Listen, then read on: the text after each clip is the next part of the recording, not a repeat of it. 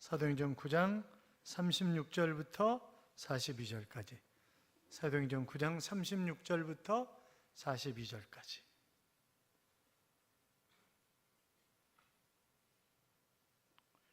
교도합니다. 제가 36절 있습니다.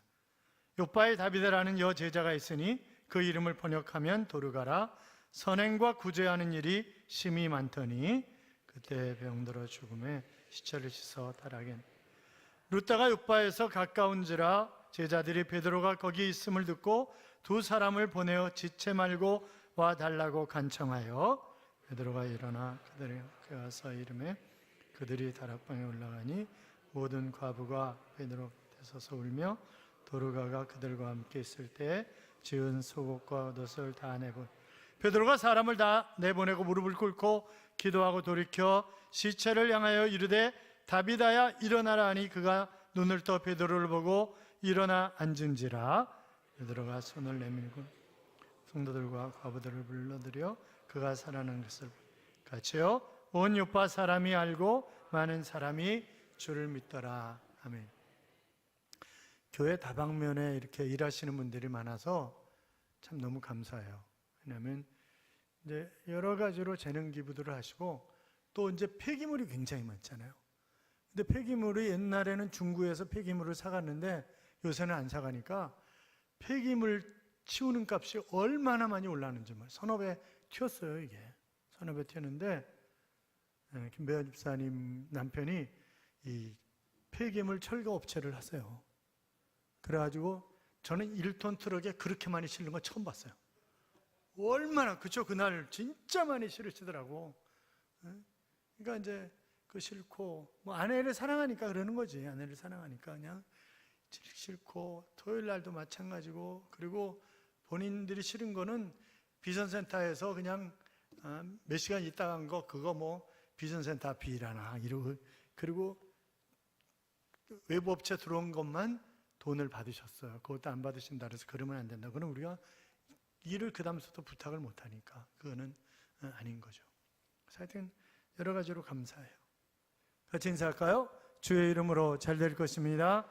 더 잘 될 것입니다. 끝없이 잘 될 것입니다. 아멘.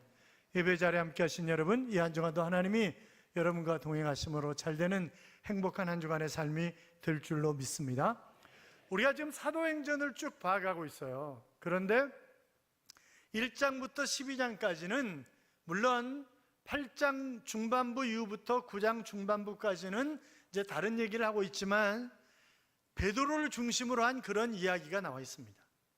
그리고 13장부터는 이제 바울이 주님을 만나고 바울 중심으로 28장까지 쭉 성경이 기록되어 있는 것을 우리가 볼 수 있는데, 그런데 8장에 보면 베드로가 이제 유대 지역, 사마리아 지역을 한 바퀴 돌아서 이렇게 다시 예루살렘으로 들어간 것으로 기록을 하고 있는데, 그런데 오늘 본문 앞과 이제 본문에 보면 루다 지역에서 일어났던 그런 일과 그 다음에 도르가라고 하는 죽은 사람을 살려내는 그런 역사가 기록되어 있는 것을 우리가 볼 수 있습니다. 루다는 롯이라고 불리우는 요빠에서 약 동남쪽으로 16km 정도 떨어져 있는 그런 도시입니다. 그런데 사마리아가 주전 722년에 아시리아가 북쪽 이스라엘을 침략해가지고 결국 이 아시리아인들과 유대인들 사이에 태어난 후손들이 사마리아인들이란 말이죠. 그러다 보니까 순수 유대 혈통을 가진 사람들이 사마리아인들을 개 취급하는 거예요. 절대 사마리아 지역으로 저 북쪽으로 가더라도 사마리아 지역을 통과해서 안 갑니다. 돌아가지. 이미 말씀을 드렸었잖아요. 그런데 이 루다도 마찬가지예요. 루다도 이게 유대인인지 이방인인지 구분이 잘 안 되는 그런 지역이었어요. 그렇기 때문에 거기도 상당히 유대인들이 별로다 이렇게 생각하는데 베드로가 뭐라고 얘기하고 있냐면 루다에 있는 성도들을 이렇게 얘기하고 있습니다. 성도들이라고 하는 단어를 쓰고 있어요. 그러니까 이미 그 루다에도 예수 그리스도를 영접한 사람들이 상당히 있었다고 하는 그런 이야기를 하고 있는데, 그런데 거기에 애니아라고 하는 사람이 있었어요. 이름은 여자 같지만 남자예요. 남자인데 이 사람이 중풍병으로 쓰러져 있는 거예요. 자, 그래서 베드로가 이 중풍병자를 치료하는 그런 역사가 일어나는 것을 볼 수 있는데, 그런데 우리가 보면 늘 치료의 현장에는 먼저 영적인 부분을 터치를 하고 그 다음에 육적인 부분을 터치한다라고 하는 것을 우리가 생각해 볼 수 있는데, 주님의 치료 현장에서 항상 먼저 하시는 말이 뭐예요? 내가 죄사함을 받았느니라, 내 죄사함을 받았느니라. 그러니까 영적인 문제를 먼저 얘기를 하는 거예요.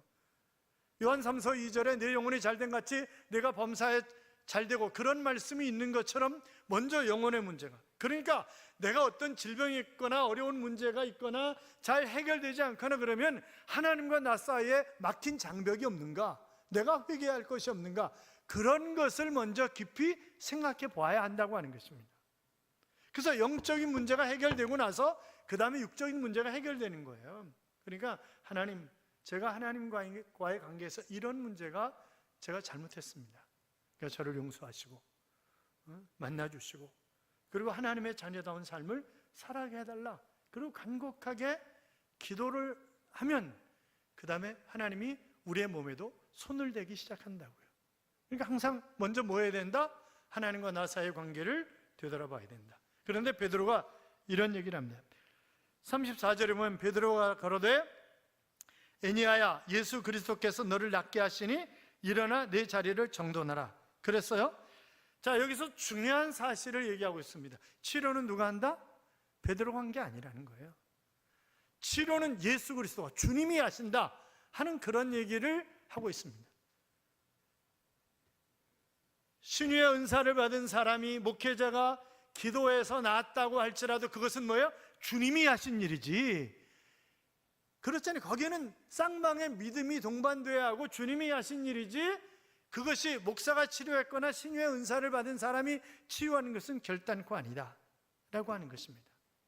뿐만이 아니라 베드로가 분명하게 얘기를 했어요. 뭐라고? 주님이 너를 낫게 하신다, 이렇게 얘기를 했어요. 그러니까 주님이 너를 낫게 하실지도 몰라, 이렇게 얘기한 게 아니에요. 단정적으로 얘기하는 거예요. 주님이 너를 낫게 하신다, 이렇게 확신에 찬 베드로의 믿음을 우리가 볼 수 있는 것이고, 또 한편으로 이제 베드로의 겸손도 볼 수 있다, 이렇게 얘기를 하고 있습니다만, 어떻든 주님이 치료하시고 그리고 믿음에 찬 확신, 그러니까 내가 치료를 받으려면 쌍방이 뭐예요? 확실한 믿음이 있어야 내가 치료를 받는 것이지, 그렇지 않고는 치료가 되지 않는다라고 하는 사실입니다. 그리고 치료가 되려면 치료된 후에 내가 주님을 위해서 무엇을 할 것인가, 이게 분명해야 되는 거예요. 주님이 다 고쳐주시는 건 아니잖아요. 또 제가 그랬잖아요. 지난번에 성대결절로 수술해야 된다고 그렇게 진단을 했고, 그리고 하나님이 그날 밤에 고쳐주셨어요. 근데 고관절이 안 좋아요. 그래서 하나님, 고관절도 좀 고쳐주세요 그랬더니 너는 주둥이로 살잖아. 할 말이 없는 거예요, 저도. 그러니까 하나님의 일을 위해서 필요할 때 필요한 부분을 하나님 치료하시는 거예요. 뿐만이 아니라 여기 정리하라, 정돈하라 그러는데, 이 정돈한다고 하는 단어는 포괄적 의미를 가지고 있는 그런 단어예요. 그러니까 내가 누워 있었던 침상, 여러분 생각해 보세요. 8년간 누워 있었어요. 김병의 효자 없다, 그런 말 있잖아요. 그럼 가족들이 얼마나 힘들었겠냐고. 그게 그렇잖아요. 여러분, 아픈 사람도 힘들지만 가족도 힘들어. 그리고 아픈 사람은 자꾸 짜증을 내. 여러분은 안 그러세요? 아파봐, 짜증을 자꾸 내. 그러니까 가족들은 더 힘든 거예요, 이거. 그런데 한 방에 다 해결된 거잖아요. 모든 것이 다 한 방에 해결됐는데, 그런데 중요한 것이 뭐냐면 에니야가 치료됐어요. 치료된 에니야만 믿음이 있는 게 아니라 주변에 바라보는 룻다 있는 모든 사람들이 예수 믿게 됐다는 거예요. 그러니까 주님이 기대하시는 거죠. 그게 내가 치료받으면 나를 통해서 우리의 가족이, 나와 함께 관련이 돼 있는 내 직장의 사람들이, 내 이웃들이 그들이 주님 품으로 돌아오기를 주님은 열망하시는 거예요. 그리고 치료해 주시는 거예요. 그러니까 우리가 끊임없이 아름답게 나를 사용하신 하나님을 선전해야 할 책임이 있는 거죠. 주식회사 위맥스 BNC의 대표인 김청아 집사님이라는 분이 있어요. 이분의 별명이 오뚜기예요.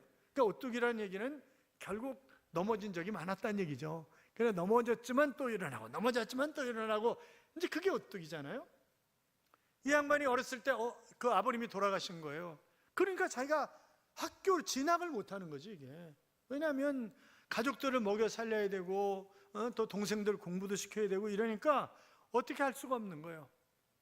그런데 꿈은 컸어요. 그 직장 생활을 하는데 이 직장 생활을 해가지고 하나님이 나에게 주신 꿈을 내가 도저히 이룰 수 없다. 왜냐하면 평신도 선교사를 1000명을 전 세계에 파송하는 게 자기의 꿈이에요. 그가 목회자도 아닌데 꿈이 큰 거죠. 그러니까 평신도 선교사들을 전 세계에 1000명을 파송해야 되겠다. 그래가지고 그가 사업을 시작한 것입니다. 야간 대학을 다니고 그리고 그 사업을 해서 화장품 회사도 차려보고 건강식품도 차려보고, 오뚜기라니까 넘어지는 게 자꾸 안 되는 거야. 이게 안 되는 거야. 그러다 기도하는데 드디어 뭐가요? 차량용 냉각수 첨가물인 위맥스를 하나님 만들게 하신 거예요. 그리고 그것이 대박이 나는 것입니다. 그가 이렇게 얘기합니다. 위맥스는 다량의 음이온과 원적외선을 방출하는 광물질인 미네랄을 함유한 액상물질입니다. 차 안으로 유입되는 공기를 정화하고 찌든 냄새가 제거되지요. 중국에 수출하고 있고 현지 공장도 세우고 판매 수익금으로 소외 장애인들을 돕고 있습니다. 이 위맥스는 우리는 위대하다. 왜? 하나님이 함께 하시니까. 이제 그런 의미로 위맥스라고 한 거예요. 여러분, 기도하면 놀라운 역사가. 명성교회라고 있어요. 저 천호동에. 이제 특별 새벽 기도회를 하는데, 이제 새벽 기도 때, 특별 새벽 기도 때 다 이제 나가잖아요. 다 기도하러 이제 나가는데, 어떤 그 양반이 자기 남편, 자기 아내가 신앙 믿음이 참 좋은데 회사에서 자기가 문제가 있는 거예요. 회사 이사로 승진했는데, 이사로 승진하는 건 빨리 이사 가라는 거라면서요. 그게 별로 좋은 게 아니라네 그게. 그런데 먼저 영업이사가 영업이 잘 안 돼가지고 죽은 거예요. 그리고 그 자리에 자기가 들어간 거야. 그러니까 이게 뭐 집에 가서는 절대 직장 얘기를 안 하는데 너무 힘든 거지. 이게 너무너무 힘든 거예요. 그럼 뭐 아내가 뻔히 아는 거 아니에요. 그러니까 여보 무슨 일인지 모르지만 교회 특별 새벽 기도 하잖아. 그러니까 가서 기도하면 하나님이 해결해 주시지 않겠어요? 그렇게 얘기를 하는 거죠. 그러니까 자기가 죽게 생겼으니까 지금 그러니까 특별 새벽 기도를 나가는 거예요. 그러면서 기도를 해본 적이 있어야지. 마누라의 하나님 진짜로 살아계십니까? 그렇다면 나 좀 봐주세요. 이렇게 하는 거예요. 이렇게 기도를. 근데 하루 이틀 열흘 20일 40일 특별 새벽 기도를 하는데 아무 반응이 없는 거예요. 뭔가 좀 조짐이 보여야 되는데 아무런 반응이 없는 거죠. 40일째 되는 날 하나님 진짜 살아계신 거 맞으세요? 이러면서 땡깡을 피는 거예요. 그런데 머리에 번쩍 스쳐가는 게 있었습니다. 검은 콩으로 우유를 만들면, 검은 콩으로 우유를 만들면 그게 머리에 팍 스쳐가는 거예요. 회사 가서 얘기를 했어요. 그거 좋겠다고. 대박 난 거잖아요. 검은 콩 우유가. 그래가지고 검은 콩 우유가 탄생한 거예요. 그게. 그러니까 기도는 땅에 떨어지는 법이 없습니다. 하나님 놀랍게 역사하시는 거예요.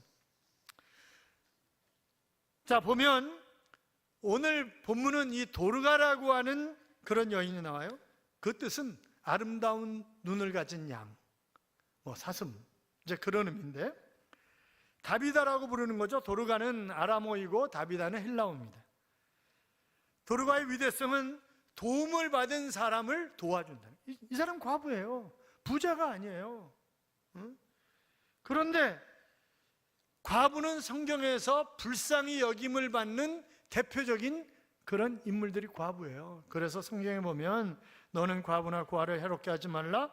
고아와 과부를 위하여 신원하시며 나그네를 사랑하사 그에게 식물과 의복을 주시나니, 예수님도 이렇게 말씀하셨어요. 주께서 과부를 보시고 불쌍히 여기사 울지 말라 하시고 그랬습니다. 여러분, 그 추수할 때 한쪽 구석에 있는 거 추수 안 하고 그냥 놔두잖아요. 누구 때문에? 이 과부하고 고아 때문에 그냥 놔두는 거예요.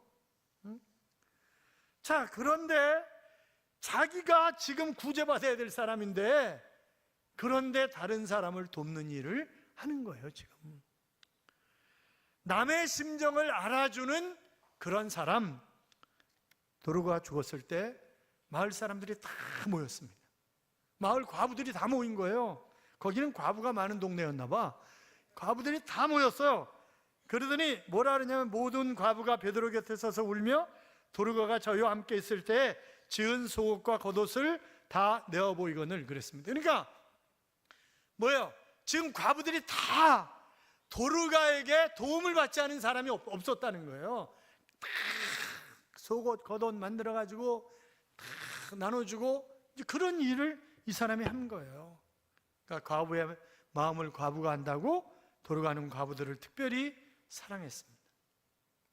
그는 물질적인 구제보다 자기가 정말 정성을 다해서 섬긴, 여러분 내가 돈이 어느 정도 있으면 그래도 조금만 마음이 열리면 그 돈을 가지고 이렇게 섬길 수 있어요. 그렇잖아요?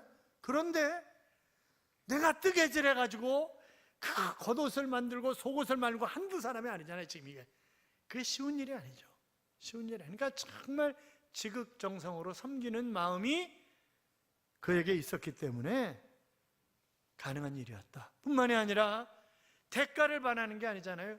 지금 다른 이 속옷 겉옷을 만들어가지고 나눠준 그런 여인들이, 그런 과부들이 부자가 아니잖아요. 그들이 나한테 뭘 해줄 수 있는 게 아니에요. 그냥 아무런 대가 없이 그냥 섬기는 거예요. 아무런 대가 없이.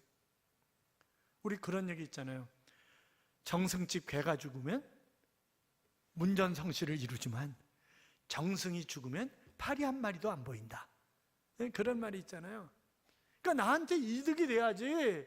그러니까 자기 친한 친구가 죽어가지고 다른 친한 친구한테 야, 그놈아 죽었는데 우리 가봐야 되는 거 아니야? 그러니까 그놈이 뭐 살아서 나 죽을 때 조문 오겠냐? 뭐 안 올 텐데 뭐로 가? 그게 인간이에요.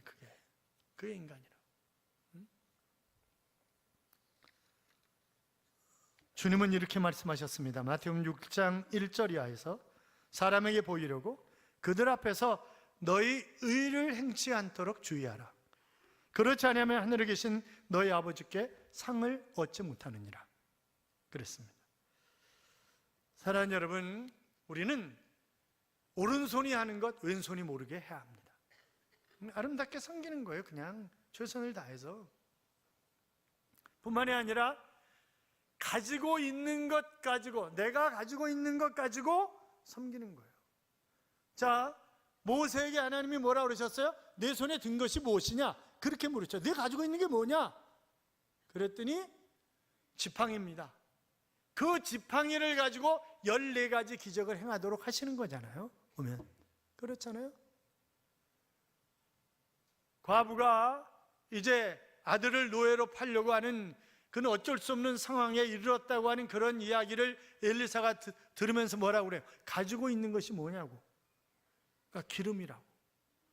그랬더니 그 통에 기름이 떨어지지 않도록 해가지고 바로 기름을 팔아서 빚을 갚고 먹고 살 수 있도록 했던 그런 것을 우리가 잘 알고 있단 말이죠. 그러니까 아마 하나님이 물으셨을 거예요. 하나님, 내가 정말 과부들을 위해서 뭔가를 하고 싶은데 하나님, 제가 아무것도 가진 게 없는데 뭘 할 수 있을까요? 너 가지고 있는 게 뭔데? 아니, 저야 뭐 이거 뜨개질하는 그런 거밖에 뭐 없죠 뭐. 그러니까 그걸로 하면 되잖아. 하나님 그렇게 말씀하셨어요.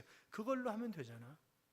여러분, 아람의 포로로 잡혀갔던 작은 계집아이가 그 장군의 집에 있으면서 정말 성실하게 일하는 거죠. 그러니까 이 문둥병에 걸렸잖아요, 장군이. 그러니까 우리나라에 가면 엘리사라고, 그러니까 얘기를 쭉 하는 거예요. 그랬더니 그러냐고. 만약에 믿지 못하는 계집종이었다고, 노예였다고 한다면 말 듣겠어요? 말 안 듣지? 그렇잖아요. 여러분, 선행과 구제는 전도의 필수 조건뿐만이 아니라 내가 주님을 따르는 제자라고 한다면 당연히 해야 할 그런 일인 것입니다. 그래서 예수님은 마태복음 5장 16절에서 저희로 너희 착한 행실을 보고 하늘에 계신 너희 아버지께 영광을 돌리게 하라, 그렇게 말씀하셨습니다. 히브리 13장 16절에 보시면 오직 선을 행함과 서로 나눠주기를 잊지 말라. 이 같은 제사는 하나님이 기뻐하시느니라 그랬습니다. 그러니까 도르가가 정말 나눠주기를 좋아하고 섬기기를 좋아했더니 모든 사람의 사랑을 받는 사람이 됐다는 거죠. 여러분, 장례식장에 가보면 이 사람이 어떻게 살았는지를 알 수 있어요. 대략. 그렇잖아요. 그 가족들이 있으면, 딸랑 혼자가 아니라 가족들이 있으면 저 사람이 어떻게 살았겠구나, 가족들은 어떤 가족들이구나 라고 하는 것을 알 수 있는 거죠. 그 전에 벽제에 갔는데 달랑 관들고 그 남편 한 사람 따라오는, 아무도 없는 거예요. 아무도 들어줄 사람도 없는 거예요. 이게 그건 정상적인 삶을 산 게 아니죠. 그거는.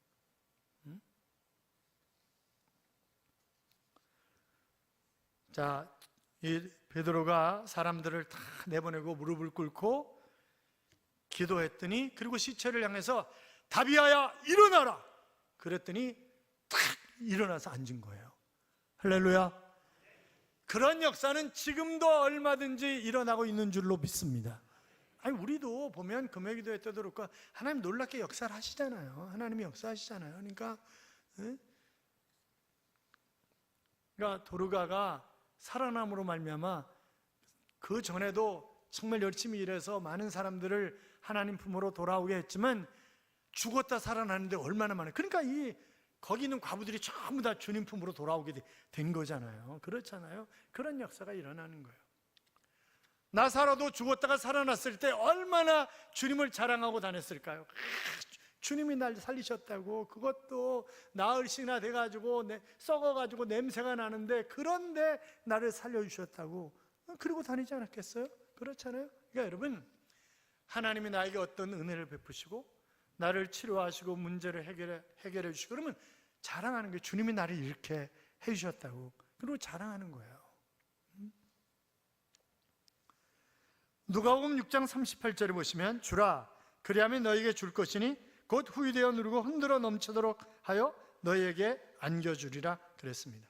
잠언 28장 27절에 보면, 가난한 자를 구제하는 자는 궁핍하지 아니하려니와 못 본 채 하는 자는 많은 저주를 받으리라, 그렇게 말씀하셨습니다.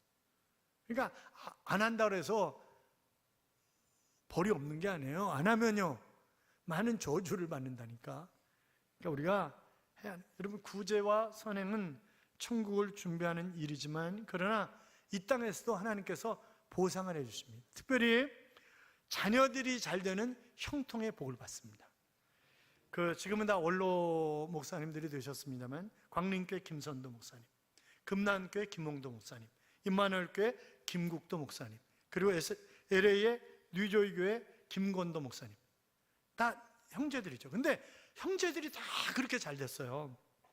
그렇게 잘 되는데 그 잘 된 이유가 어머니인 이숙녀 전도사님이 그렇게 선행을 구제를 많이 하신 거예요.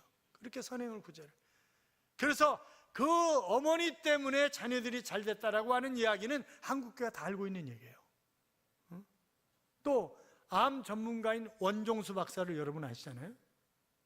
그도 마찬가지잖아요. 그도 찢어지게 가난하게 살았고, 그런데 어머니는 다 구제하는, 구제.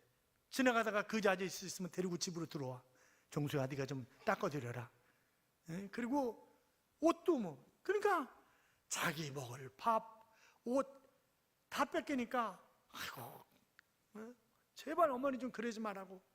그러면 어머니 이런다는 거죠. 저분이 하나님이 보내신 분인지 몰라. 하나님이 보내신 분인지 몰라. 그러니까 우리가 최선을 다해서 잘 섬기는 거야. 나중에 자기가 깨달았다는 거야. 이렇게 잘 된 것은 어머니의 기도, 어머니의 구제 때문에 내가 이 자리에 서게 된 거라고. 그렇게 얘기를 한다는 거 아니겠어요? 사랑하는 여러분, 보물을 하늘에 쌓아두라고 했습니다.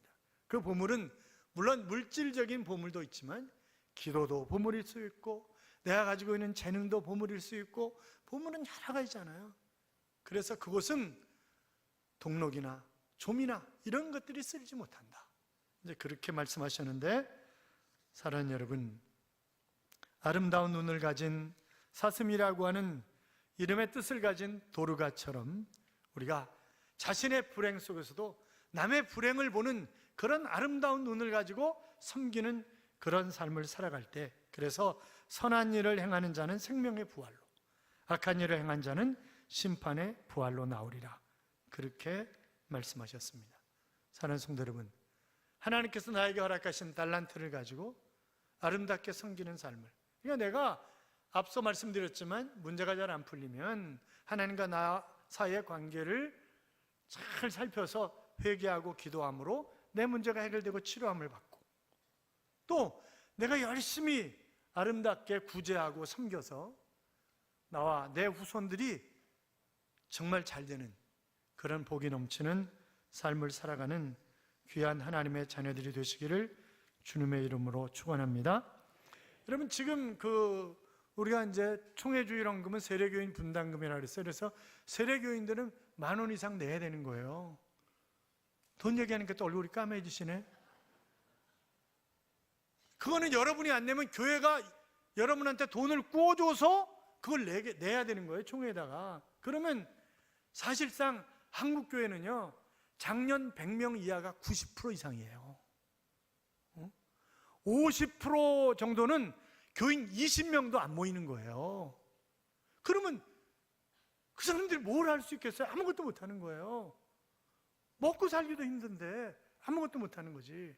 그래서 교단은 힘들고 어려운 농어촌 교회들, 또 미자립 교회들, 목회자들을 국민연금에 그 가장 많은 이율이 붙는 9만 몇천 원짜리를 다 들어주는 거예요. 그들에게 다 들어줘서, 그래서 노후에 교회가 어떻게 그분들을, 교인이 20, 30명밖에 안 되는데 어떻게 목사님한테 퇴직금을 드릴 수가 있겠어요? 할 수가 없는 거지 이게. 그러니까 그들이 국민연금이라도 받을 수 있도록.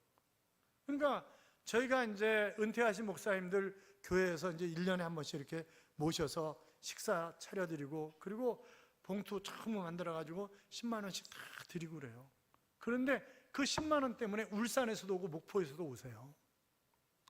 왜? 연세가 드시면 이게 차는 공짜로 탈 수 있잖아. 그러니까 작년에 돈 꼬드렸는데 아직도 안 갚으신 분들이 있어요. 작년에 청회주일원금 안 내가지고 교회가 대신 냈잖아요. 그거 꼬드린 거예요, 교회에서. 응?